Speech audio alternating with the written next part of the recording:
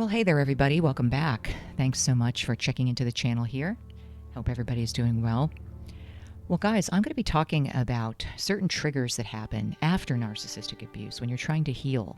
You know, some people have good intentions, I guess, but they really trigger reactions in people who have been abused by a severe malignant narcissist.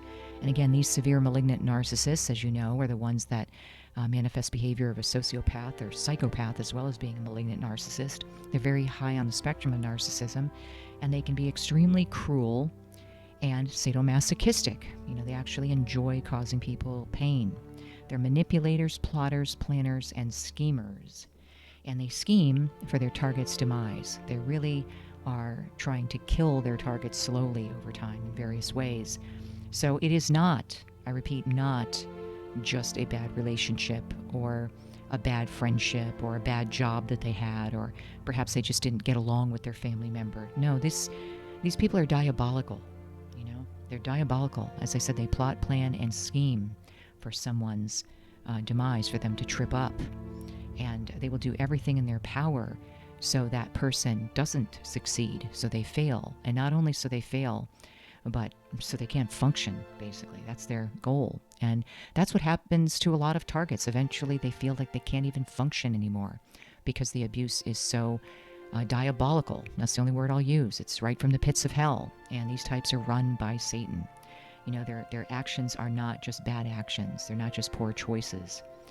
They're very twisted many times and very stealth-like, you know, hidden under the radar, things you wouldn't expect. And many things are very shocking to the targets.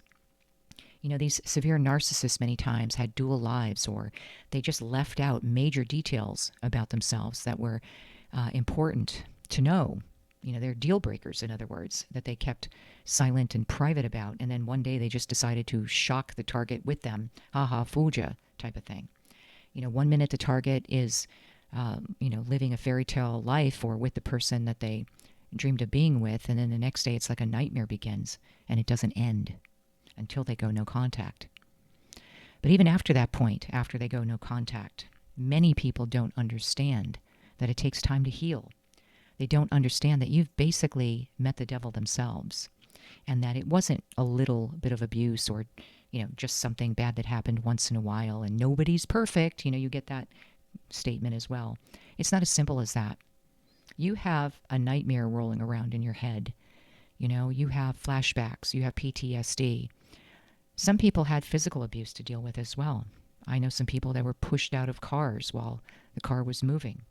I've known people that had, you know, physical violence against them at the hands of a severe malignant narcissist. Some people have been slime campaigned so falsely that their reputation could never be regained. You know, it has devastating consequences when you deal with these types. So people really need to get educated on it, which is the point of these channels on YouTube, educating people about how severe narcissism is. Many people have committed suicide because the damage was just too much for them to bear. They couldn't get up time and time again and put themselves back together and function. They didn't have anywhere to go. People didn't understand what they were going through.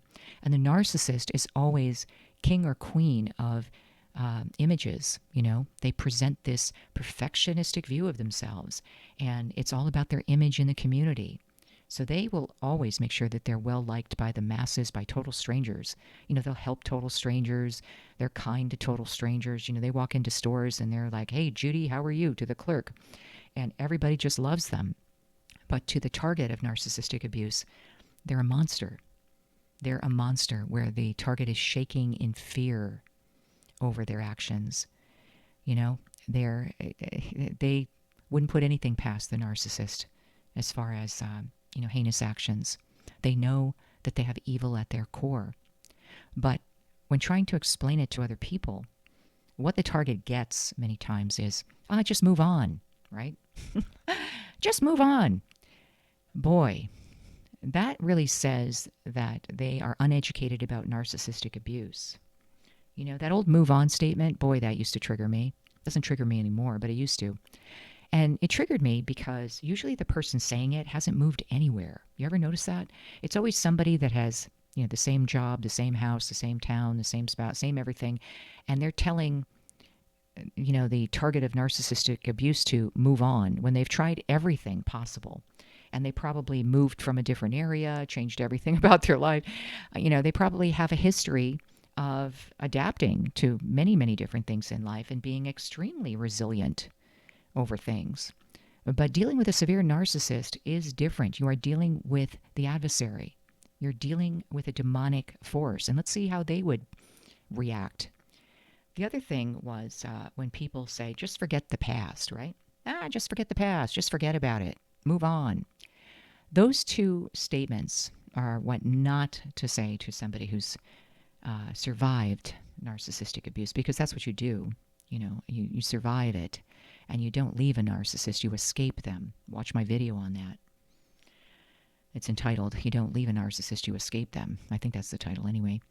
But it explains that. So many times people leave a narcissist in terror.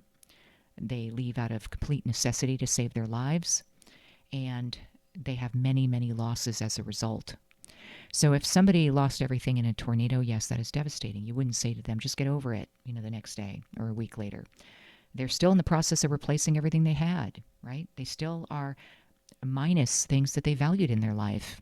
And they're not the same person they were because they've gone through a major upheaval and major losses in their life and an emergency, something that was extremely traumatic, that was unexpected, that went through their life and destroyed things, destroyed everything. So you wouldn't tell them to just move on, get over it. But when it's a relationship situation that's destructive and is a force that you couldn't help, that just kind of swooped into your life, destroyed everything, and you couldn't defend yourself against it, that scene is different. You're supposed to just forget about that. When you're still suffering the losses, you're still trying to replace what you had. You're still trying to get your old self back. You're still trying to make heads or tails of what happened, and you're still in a state of shock. So if they were kind-hearted Christians approaching you, a target of narcissistic abuse, what they should say is, I understand. And even if they don't understand, they should just say, I'm here for you. Or that must have been terrible. At least validate what they're saying.